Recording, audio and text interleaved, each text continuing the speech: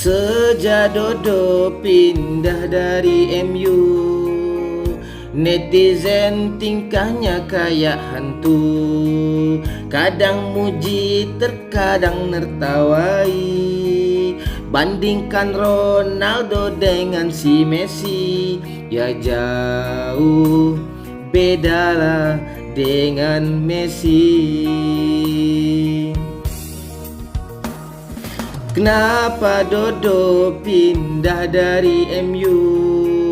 Di Eropa klub gak ada yang mau. Dah tua tapi berasa muda. Nendang bola aja kadang gak kena.